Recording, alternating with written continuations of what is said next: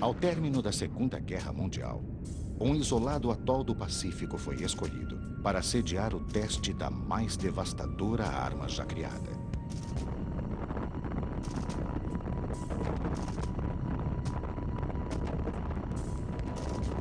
O atol foi desocupado, e nos 50 anos que se seguiram às explosões nucleares, Bikini esteve interditado aos olhos do mundo. Um paraíso proibido. Em 1996, o documentarista brasileiro Laurence Waba foi convidado a registrar os últimos preparativos para a reabertura do atol e mergulhou numa história que muitos gostariam de esquecer. Viu de perto a beleza silenciosa de Bikini, as tristes marcas deixadas pelos testes nucleares. Testemunhou a esperança do povo biquiniano em retomar suas ilhas. Mas, passados 10 anos, quase nada mudou. Para entender por quê, Laurence Waba está de volta a Bikini.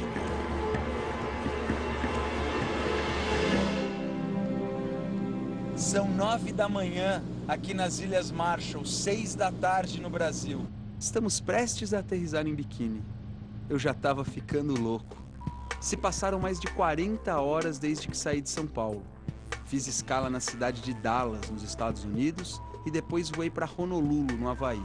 Aí, depois de outro longo voo, pernoitei em Majuro, a capital das Ilhas Marshall. E finalmente, depois dessa odisseia aérea, agora estamos chegando ao atol de Bikini.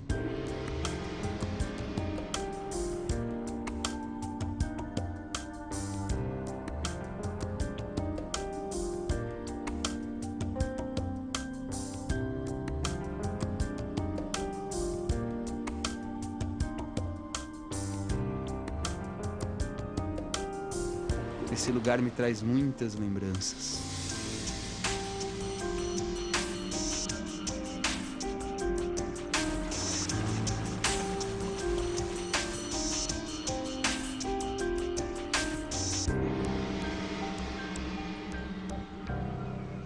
Agora, 10 anos depois, vamos mergulhar nos navios afundados nessa lagoa e mostrar por que o povo biquiniano ainda não pôde voltar para essa ilha, que é considerada o local mais remoto do planeta Terra.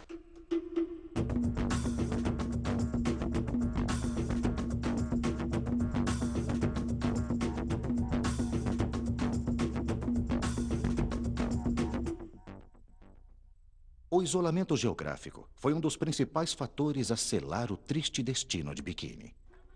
Até então, seus 167 habitantes viviam da pesca e dos frutos da terra, numa sociedade utópica, onde barcos, redes e demais utensílios eram bens coletivos.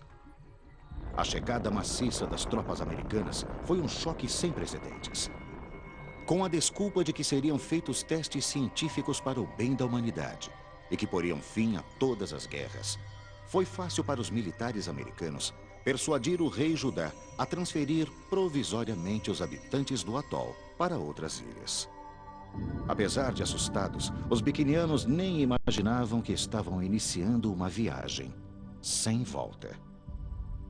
Exilado em Majuro, Kellen Joash, um dos últimos remanescentes daquele período, lembra com tristeza de quando teve de deixar sua casa, com apenas 16 anos de idade.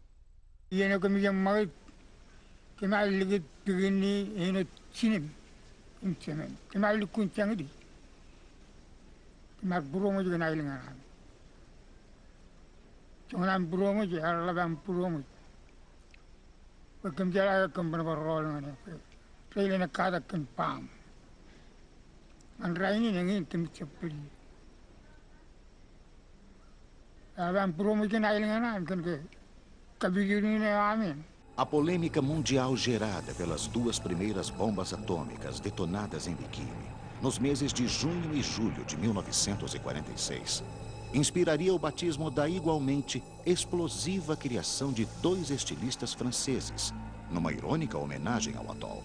Apesar de triste, o ancião vê com bom humor o fato de sua ilha ter batizado o popular traje de banho feminino de 2 peças. payipere negara air negara ligit giluk meling kejak itu kerja mereka dan keman kejak kagak ilingan karena chicken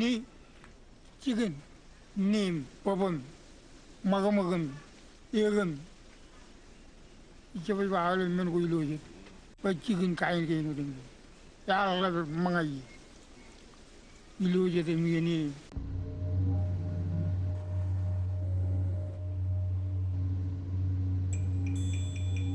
O evento que atraiu os olhos do mundo em 1946 chamou-se Operação Crossroads, palavra que significa encruzilhada em inglês.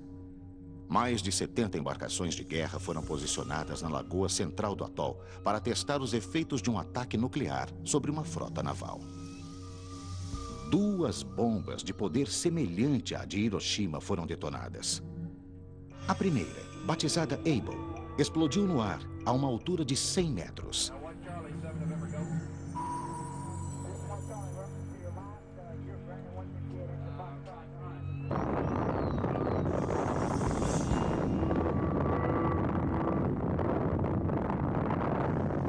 A segunda, Baker, foi presa por cabos a uma profundidade de 27 metros, gerando uma coluna d'água de 2.400 metros de altura.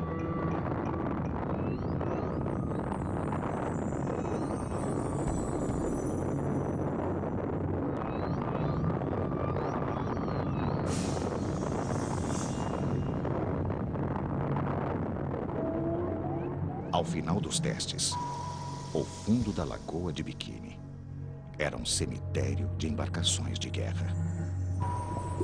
Por ironia do destino, 50 anos mais tarde, esse museu subaquático se revelaria muito importante para o povo biquiniano. Quando estive aqui em 96, conheci o Jack e seu plano de desenvolver o turismo subaquático em Bikini. Casado com uma biquiniana e vivendo em Majuro há mais de 25 anos, o norte-americano Jack Nidenthal é o representante eleito do povo biquiniano para defender seus interesses junto ao governo dos Estados Unidos. Jack idealizou o programa de turismo de mergulho como uma alternativa econômica para os biquinianos.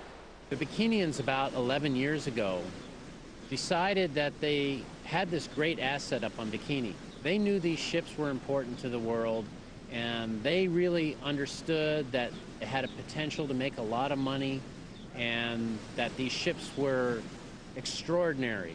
They had a lot of different people telling them that. And the Bikinians were telling me to get that job done. They kept saying to me, Jack, we've got to have this dive operation up there. But it was deep diving, and I knew it would take a special kind of person to get this done. And I just wasn't finding that particular kind of person. And it wasn't until I met a guy named Fabio Amaral from Brazil, who was a very good technical diver and convinced me that he knew how to do this kind of diving, that I really bought into it. Nos últimos 10 anos, o dinheiro gerado com a operação de mergulho tem se destinado à compra de alimentos, ao custeio de bolsas de estudo, a tratamentos de saúde e aos demais problemas sociais decorrentes do êxodo biquiniano.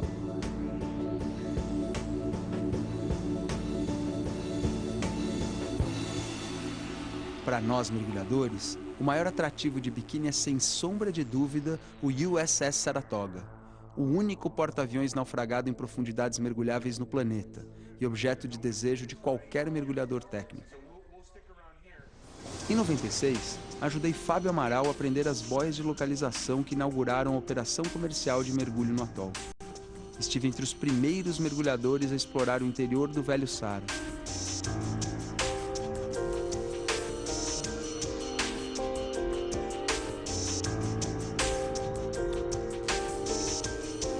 E vi de perto alguns aviões deixados para os testes.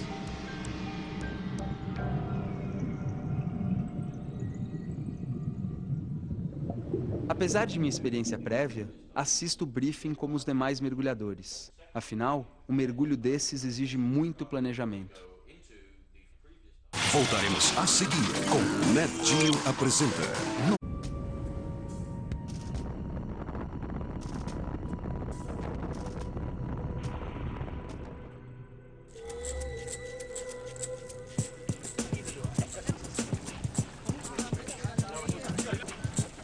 10 anos depois da primeira expedição que a gente fez aqui para Bikini, estamos voltando e agora, em poucos minutos, vamos reencontrar o Saratoga. Parece que há algumas diferenças daquele tempo para agora.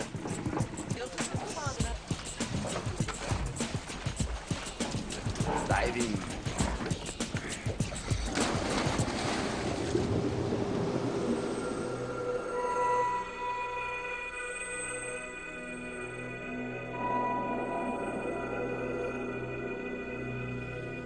Hoje, o gigantesco navio repousa a 57 metros de profundidade. Parte dos 268 metros de comprimento de seu deck de madeira ainda podem ser vistos em meio a algas e corais. Daqui decolavam os 81 aviões de combate que o Sara carregava. Como este, que repousa a seu lado, no fundo arenoso da lagoa.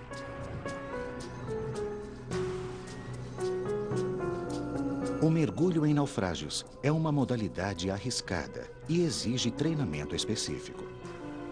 Ao penetrar no interior do navio, os mergulhadores perdem o acesso direto à superfície. Por isso, precisam de equipamentos com sistema de backup. Um cabo-guia evita que se percam no interior dos destroços.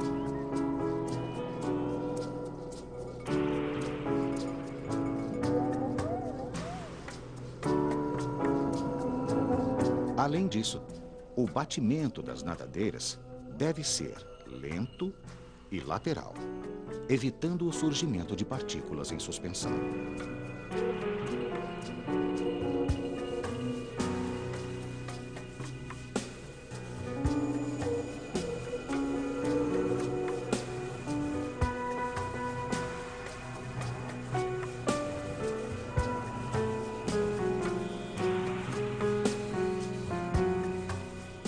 Mas este não é o único desafio de se mergulhar no Saratoga. Os mergulhos recreativos são limitados a profundidades menores do que 40 metros. Para chegar aos quase 60 do navio, é necessário um curso específico, além de muita experiência.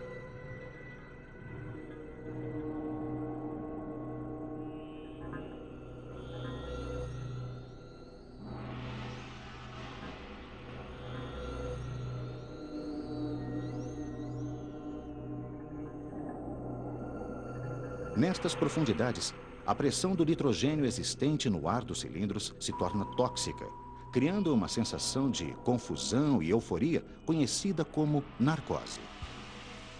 Nestas condições, um mergulhador desatento pode se levar pelas emoções e cometer erros graves. Além disso, em mergulhos a estas profundidades, há um acúmulo de nitrogênio no sangue dos mergulhadores, diretamente proporcional ao tempo de imersão. A diminuição da pressão à medida em que os mergulhadores voltam à superfície pode causar as temidas doenças descompressivas. Para evitá-las, é preciso fazer uma série de paradas ao longo da subida, que pode ser acelerada com o uso de uma mistura de gases rica em oxigênio, chamada nitrox. Dependendo do tempo de fundo no Saratoga, as paradas podem chegar a 2 horas de duração. Algumas brincadeiras ajudam a passar o tempo. E a presença de alguns visitantes curiosos também oferece alguma distração.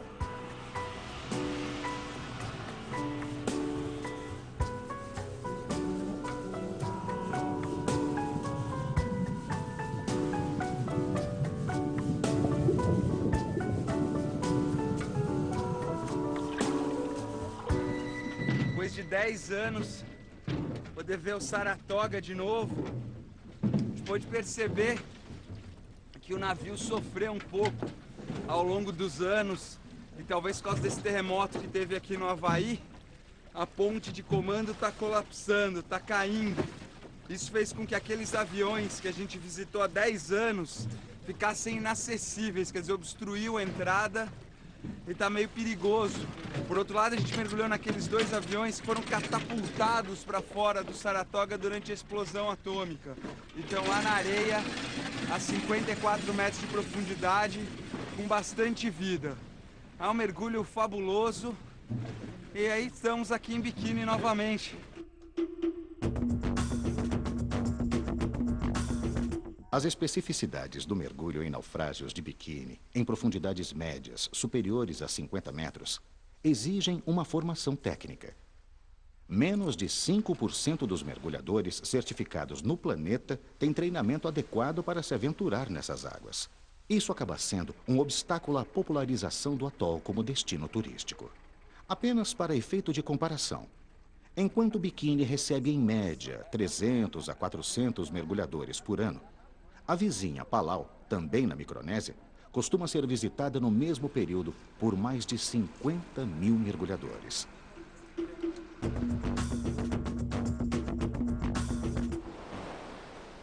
And what we try to do on Bikini, it's more than just diving. We like to give people a history lesson when they go up there. We show them films about Bikini, we take them around the atoll.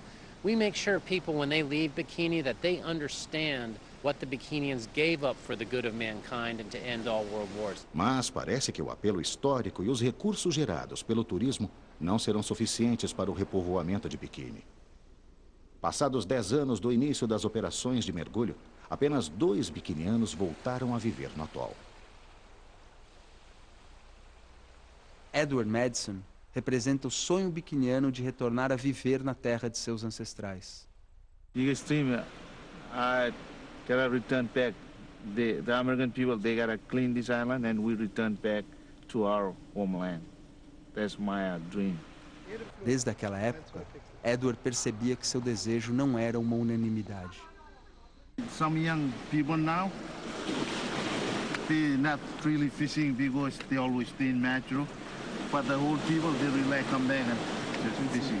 Gabe Johnson, editor do Jornal das Ilhas Marshall, radicado há mais de 20 anos em Majuro, tem uma visão bem pragmática sobre os motivos que afastariam as novas gerações de biquíni. I think the problem is if there's no job opportunity, then having a place to live may not be what brings the younger generation out there. And the older generation would like to just be there. No question about that. But I think younger people would see economic opportunities as a part of the package. And the urbanization, modernization, coupled with the relocation from their islands, has meant it's been just a dramatic shift in their way of life. If people went, they'd want to have houses that had air conditioning and the amenities that now they've grown accustomed to. Há 10 anos, eu conheci um jovem biquiniano que parecia desmentir essa tese. Alison Killen havia morado nos Estados Unidos e voltado para Majuro, onde se dedicava ao resgate da cultura ancestral biquiniana. As a matter of fact, I am very proud of it because I believe that this is only the beginning. The culture was totally dead. But now, as you can see in the back, these young people are really on the moves. They're so excited about it, they sing about it, and they actually take action. And I'm very proud of it, to be part of it, because I'm not even 30 years old. Uma década depois, Alison continua imerso nas tradições de seu povo.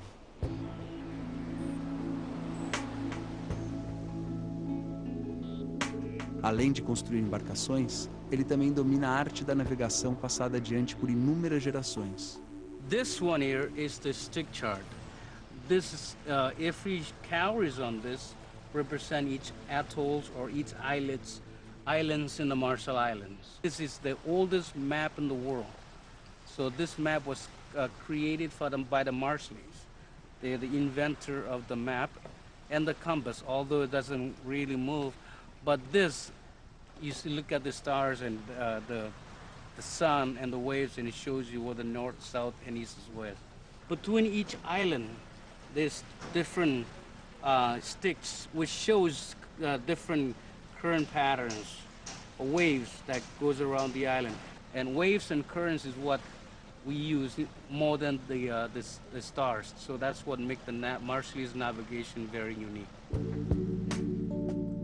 Desde a reabertura do atol, Edward se tornou o principal guia de mergulho em biquíni. Assim como Alison, ele mantém tradições que há muito poderiam ter se perdido. Como essa técnica de pesca ancestral, passada de geração a geração.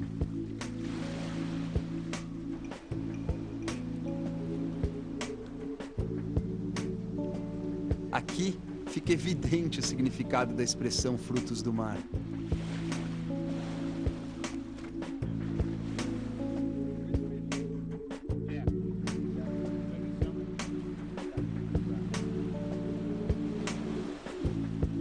Voltaremos a seguir com Nat Geo apresenta no Nat Geo.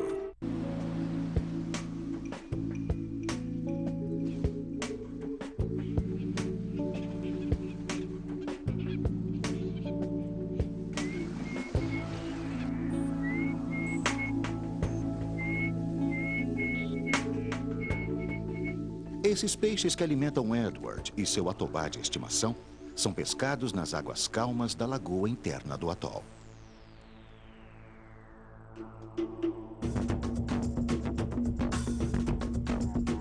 Lagoa essa que não existe nas pequenas ilhas de Kili e Edith, onde hoje vive a maior parte dos biquinianos.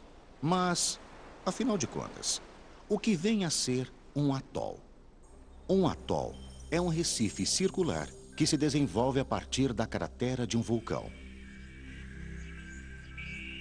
Ao longo de milhares de anos, o lento acúmulo de esqueletos de corais, conchas, bancos de areia e sedimentos diversos vão construindo estas formações exuberantes.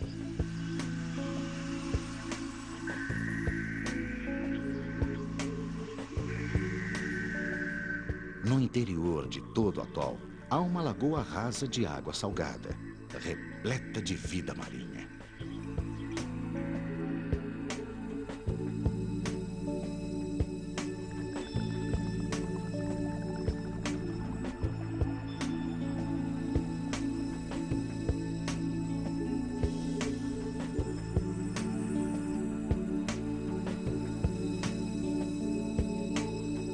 As mesmas águas abrigadas que alimentaram gerações de biquinianos compunham o cenário ideal para a Operação Crossroads.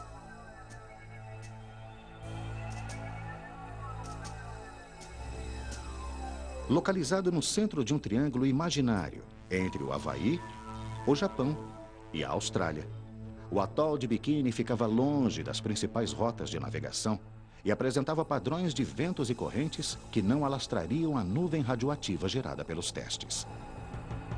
Um dos principais objetivos da Operação Crossroads era demonstrar ao mundo a supremacia militar dos Estados Unidos no período pós-guerra.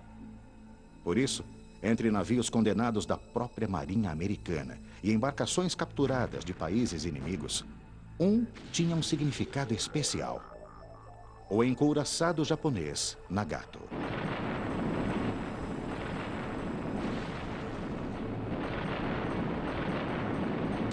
Every ship that we have at Bikini has an incredible history.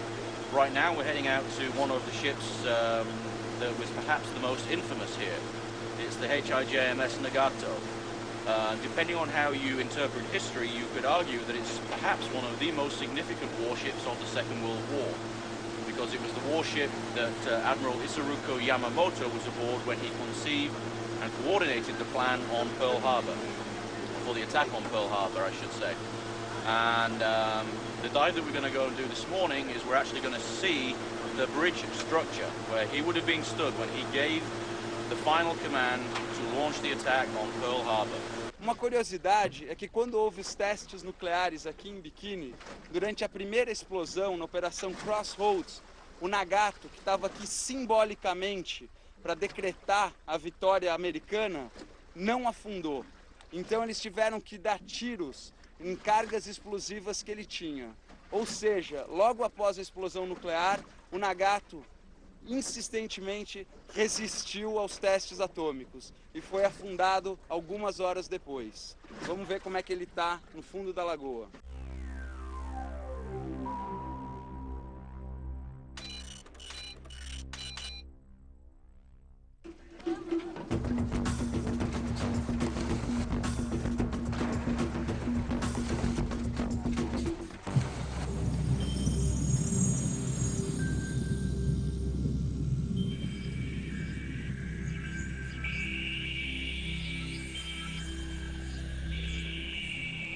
O Nagato é o único dos naufrágios de Bikini a repousar invertido, com o casco para cima.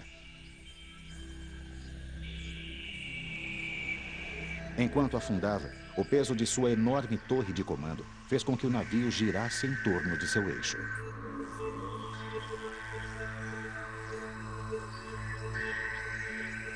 O vão criado entre o costado e o fundo arenoso abriga diversos animais marinhos.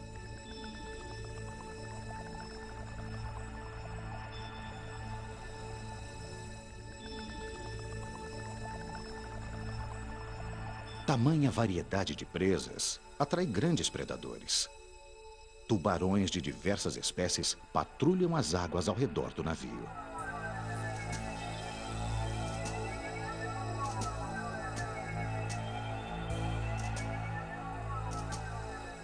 Na época da Segunda Guerra, o Nagato foi também um dos maiores predadores dos mares.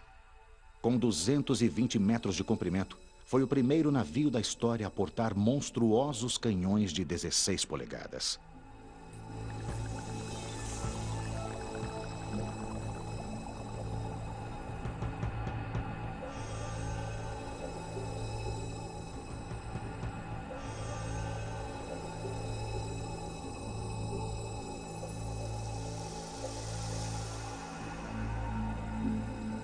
Um poderio que intimidava qualquer inimigo.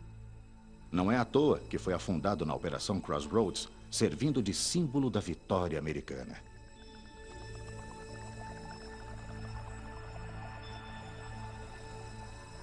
A frota naval japonesa era a terceira mais poderosa do planeta. E o Nagato exemplifica bem todo esse poderio. Suas 4 turbinas geravam uma potência de 82.300 HPs. E suas hélices descomunais o impulsionavam a uma velocidade de 25 nós.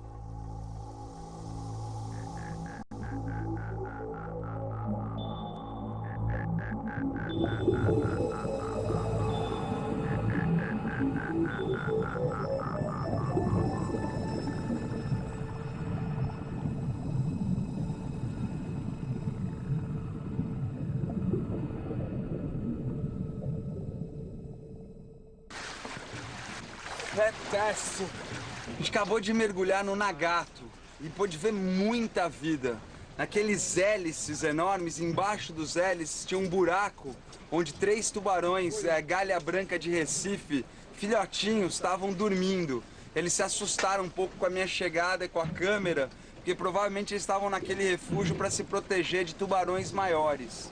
Também a gente viu passando por debaixo do navio várias garopas deitadas na sombra. Possivelmente essa concentração de peixes um perto do outro é porque é época de acasalamento. E também lá na torre principal do Nagato, a gente pôde ver um tubarão cinzento circulando a gente, olhando, checando o que era esses seres estranhos que soltavam bolha invadindo o domínio deles. São 2 navios maravilhosos, Nagato e Saratoga. Ex-inimigos que agora repousam lado a lado aqui no fundo da Lagoa de Bikini. Hoje, estes e outros navios são apenas cicatrizes de metal no fundo do mar. Marcas da estupidez e da ganância humana.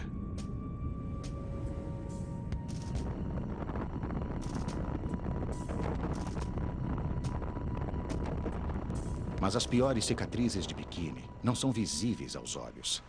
A herança radioativa deixada pelos testes ainda persiste entranhada no solo do atol e em tudo que nele germina.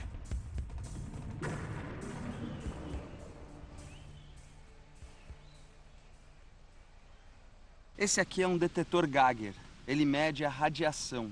E a gente pode ver que nesses cocos aqui de Bikini é menor do que numa grande cidade como São Paulo. Mas mesmo assim, deve causar efeitos em pessoas que bebam essa água constantemente. Por isso, a ilha ainda não está limpa para os biquinianos voltarem. You know, I really like eating lemon, but we kind of afraid about the lemon because they tell us it's kind of radiation. We still cannot eat anything from the plant. So, but I really like eating lemon. I wish I put in some of my fish or something.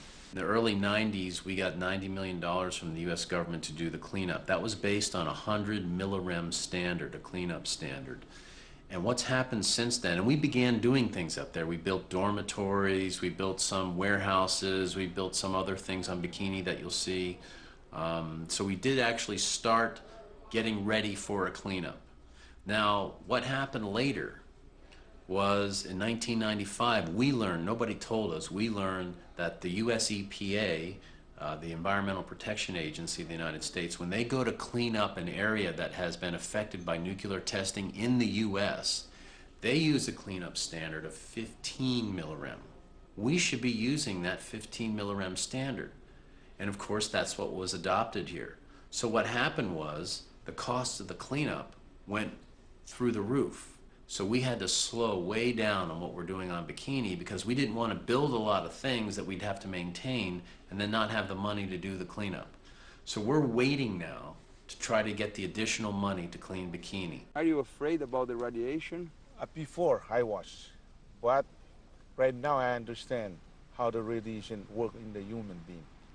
If they tell us don't hit anything from the plant, we don't do that. We never hit that. And I think that's why I still, after 10 years, I still healthy. Os efeitos da radiação sobre a vegetação de Bikini são bem estudados e monitorados há quase 3 décadas pelo Instituto Lawrence Livermore. Contudo, é difícil para o povo biquiniano confiar na imparcialidade do laboratório americano. Se há controvérsias quanto ao nível de radiação em terra e sobre quem vai limpá-la, no mar, a própria natureza já fez o serviço e a radiação hoje é nula.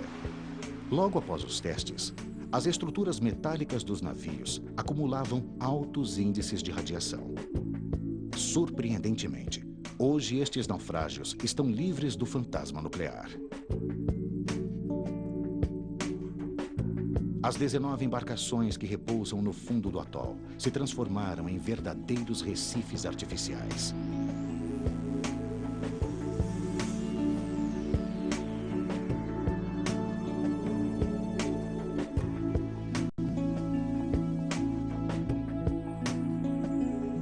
Seus cascos servem de base para o crescimento de algas e corais, que atraem peixes e invertebrados, dando início a uma complexa cadeia alimentar.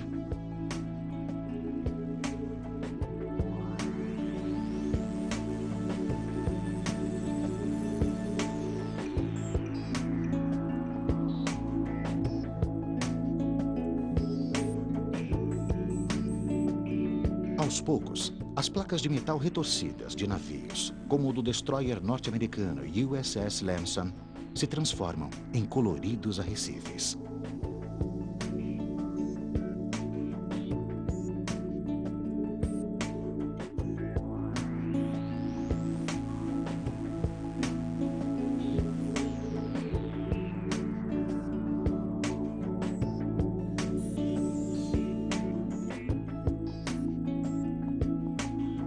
O coral que cresceu na extremidade do canhão antiaéreo parece reproduzir a explosão de um tiro imaginário.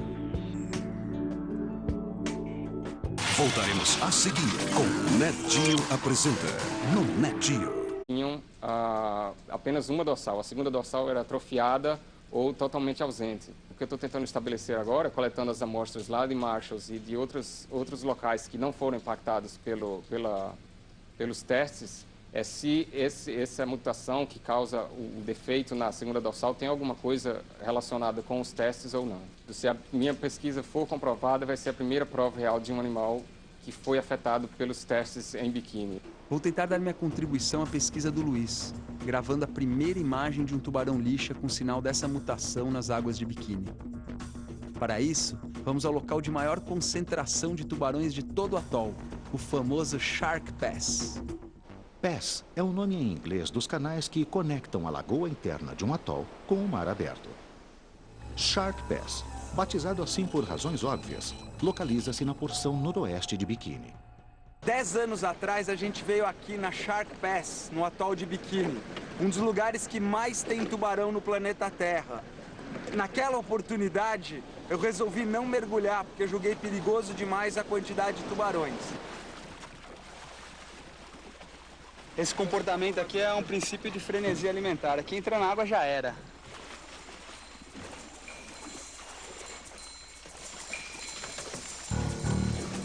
A nossa volta tem uma média de 40 ou 50 tubarões cinzentos.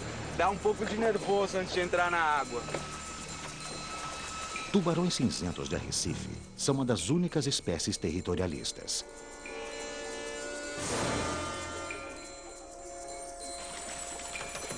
E há registros de ataques a mergulhadores em águas muito próximas a Biquíni.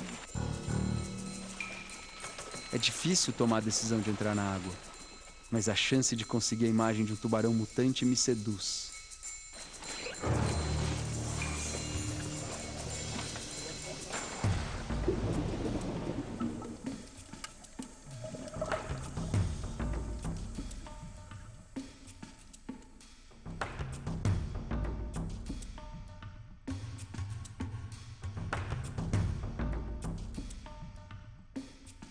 No início do mergulho, os tubarões se mostram agitados e curiosos com a presença dos mergulhadores.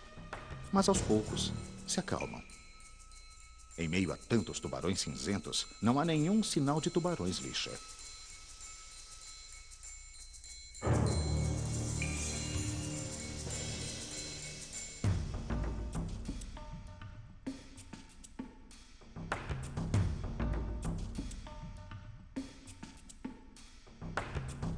No finalzinho do mergulho, quando já havia perdido a esperança, vi um vulto se aproximando.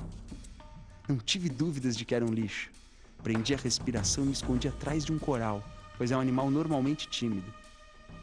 Quando ele se aproximou, pude registrar a presença de um calombo no local da segunda dorsal. Mal pude acreditar.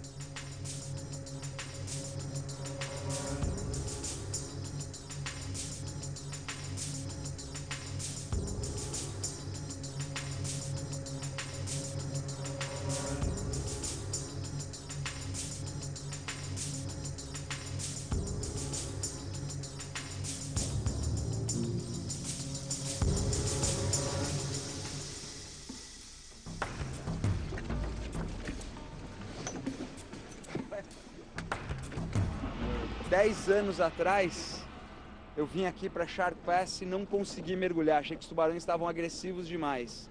Mas dessa vez, com um pouco mais de experiência, tendo mergulhado com essa espécie, que é o tubarão cinzento de Arrecife, em vários outros lugares, eu pude ver que eles são simplesmente tubarões, como todos os tubarões em todos os lugares. Sempre que a gente chega num lugar, o pessoal fala, ah, aqui os tubarões são diferentes, aqui eles são muito agressivos, mas ninguém tenta entrar na água com eles. A gente entrou na água, eles foram totalmente tranquilos, e agora, quando a gente saiu, a gente colocou um pouco de comida e pôde ver o que é um frenesi alimentar.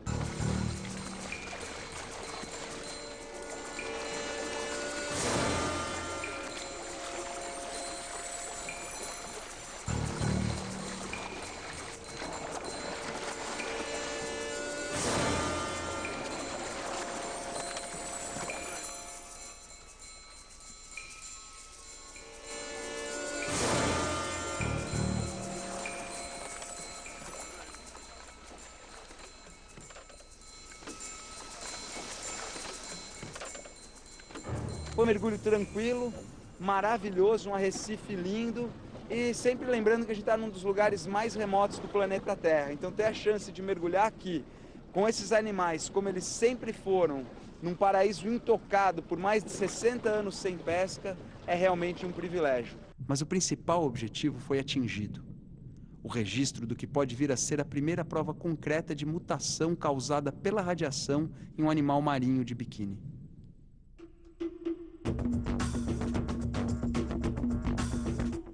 Na manhã seguinte, Lawrence e sua equipe se preparam para mergulhar no local, que marca a maior das violências cometidas contra a natureza de Biquíni.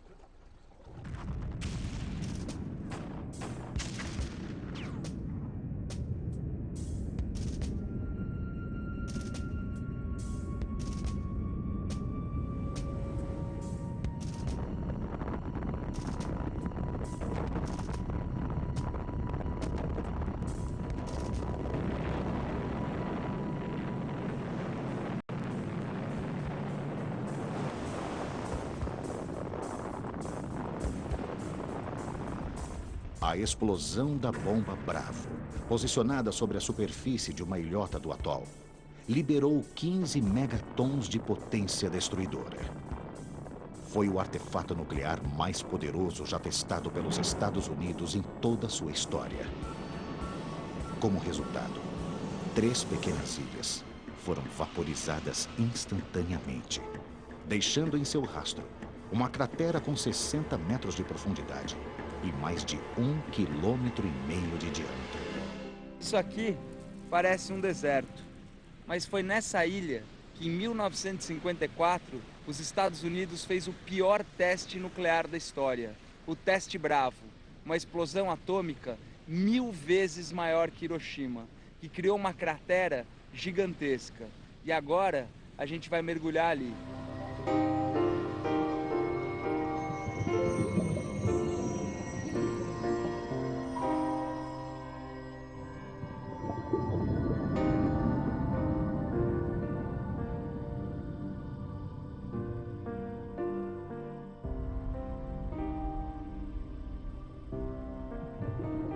Na cratera, onde antes havia um recife cheio de vida, hoje resta apenas uma superfície estéril.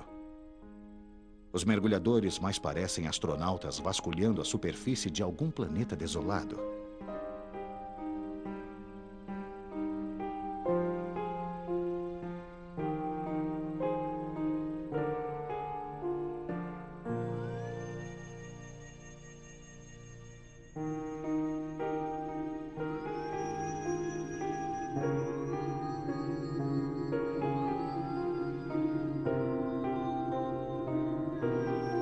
Mas o inesperado acontece. De repente, no meio desse deserto, um pequeno oásis parece querer desabrochar. Mais de 50 anos depois da explosão, um pequeno e ainda frágil cabeço de coral luta para repovoar este pedaço de atol, hospedando uma anêmona e um raro peixe-palhaço de 3 listras. Esta espécie é endêmica das Ilhas Marshall, ou seja, só existe por aqui. Sua presença é um sinal de alento para a castigada natureza local.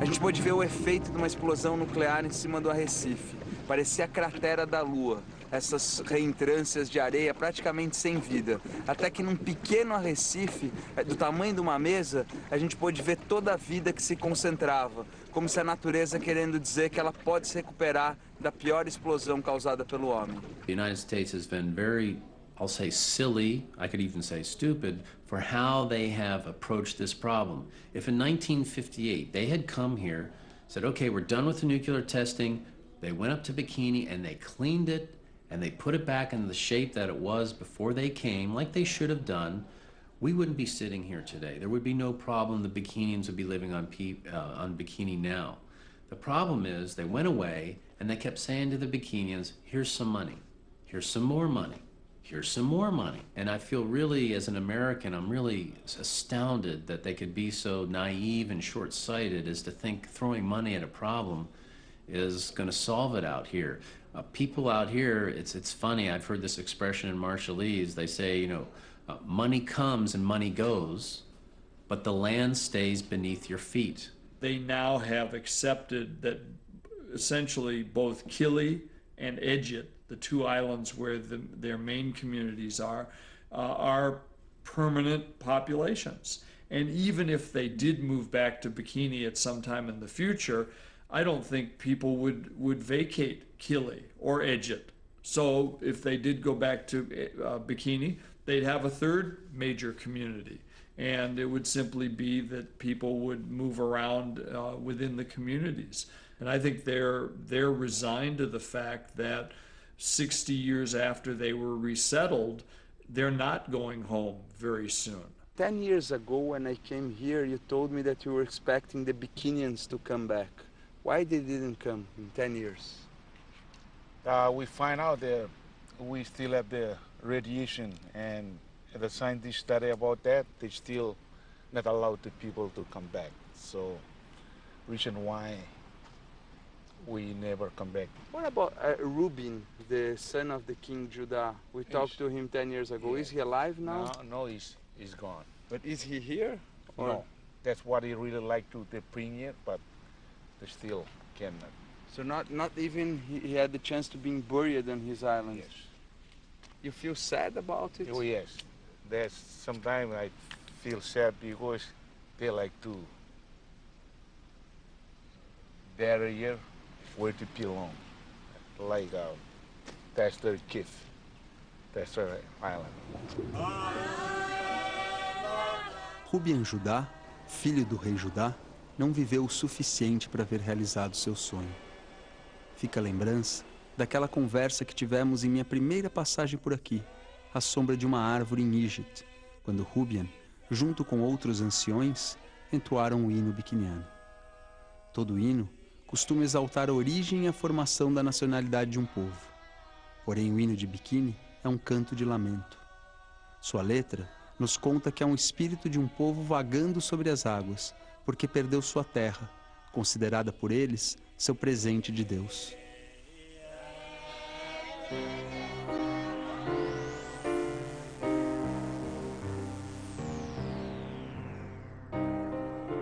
Desde então, o destino de Bikini tem sido resistir. Permanecer como um monumento à insensatez humana. E, ao mesmo tempo, uma prova viva da extraordinária capacidade regenerativa da natureza.